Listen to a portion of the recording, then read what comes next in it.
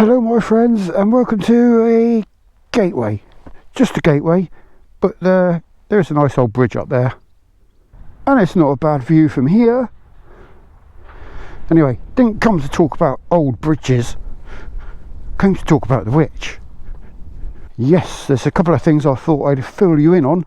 I fit the top box because now I've got to carry my air-fed mask from work. I don't like leaving it there. Second thing is the evap cartridge I'll tell you about. And the third thing, well, there's a bit of a story to that.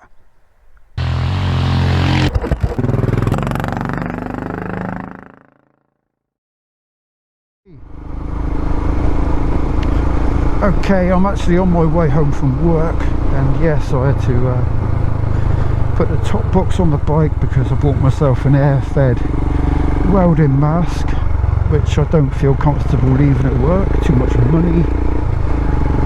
Work, they should really supply them, to my mind, especially as we're welding galvanised and nasty stuff. But anyway, that's that. The other thing was the evap system on the bike. Now, the bike was parked outside work the other day with a full, or almost full tank of fuel. It was sat out in the sun, and just after lunchtime, a guy came in and said, "Is that your bike outside?" I said, "Yeah." He said, "Oh, it's pissing petrol out everywhere out there." So I went out, and yeah, there was a good couple more of petrol under the bike, and it was dripping. And yeah, I popped the cap, popped the fuel cap, and it blew out a load of pressure. So obviously not venting. Now I wondered if it was that I'd pinched the sort of vent pipe which goes into the evap cartridge when I'd serviced it a week or so before. But I got home, lifted the tank, and it didn't appear to be pinched. So I thought, well, let's get the evap cartridge out, which is in the bash guard. I took the cartridge out, and that was solid. Apparently they should shake. There should be a charcoal in there that shakes about.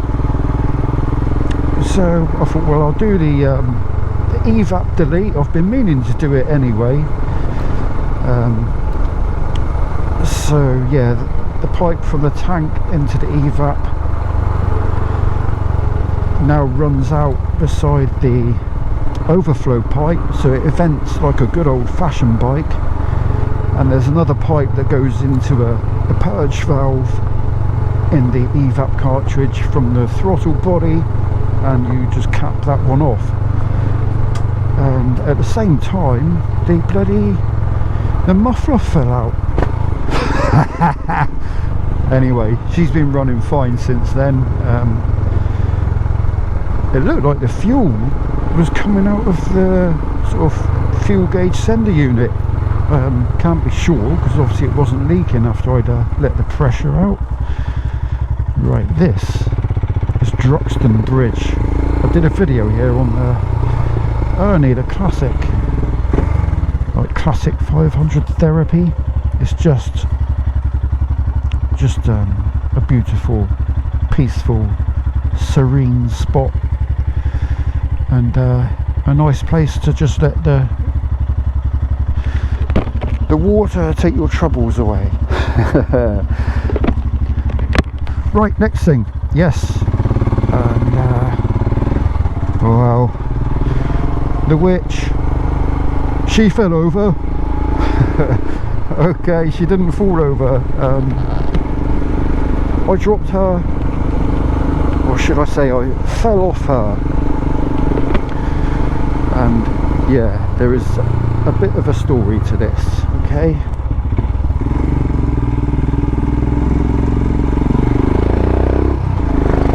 So again, on my way to work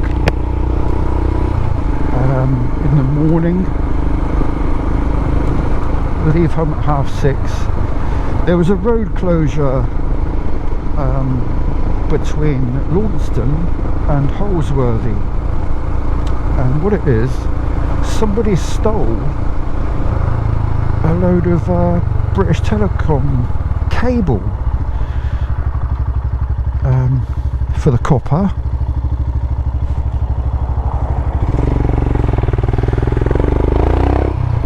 So the road was closed for 3 or 4 days. It's pretty, isn't it? And yeah, I think they were just about finished, and the thieves went back overnight posing as workers in their high vises and stole it all again. Oh my god, I know that's bad, but I mean, the audacity, you got to laugh, haven't you? So I was diverted. There's no easy way around this diversion. It was from the Cornwall-Devon border at Netherbridge to a little village called St Giles, and whichever way you're round is quite a way. I thought, that's alright, I know a way through a couple of villages, Boydton and North Tamerton.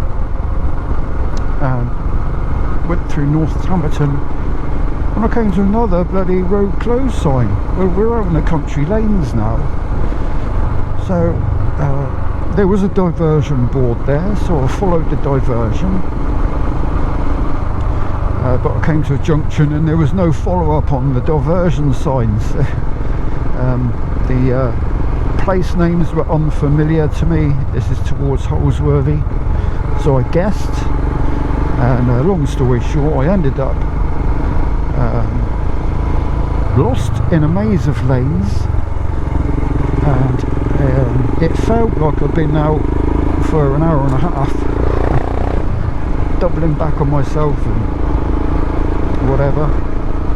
So I'm giving it some gas now. I'm giving the witch some stick,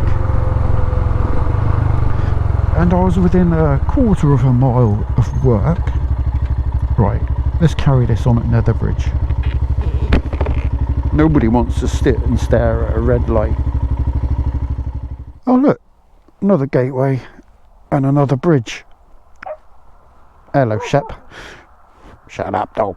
Right, on with the story. So yeah, I was a quarter of a mile from work and still zipping along, and turned into quite a wide open junction.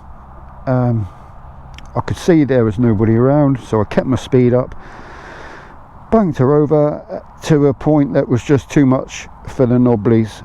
You know, knobblies aren't great on tarmac. So yeah, it was a graceful slide on my back for me, and a couple of pirouettes with some awful scraping sounds for the witch.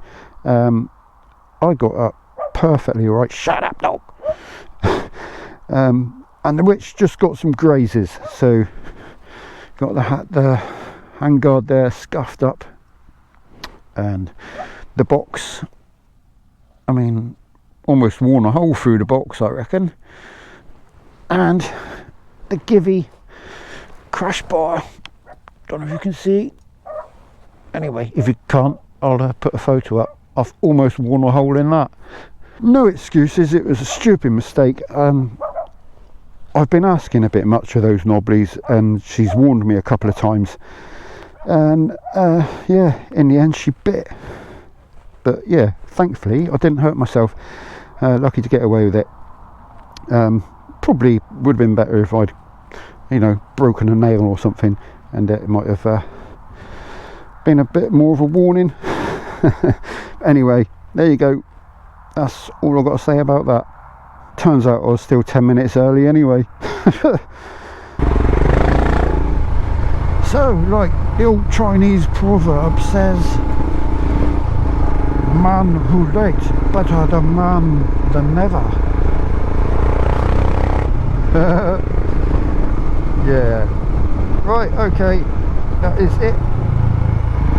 Like I say, not making excuses for myself. Stupid mistake. Lesson learned.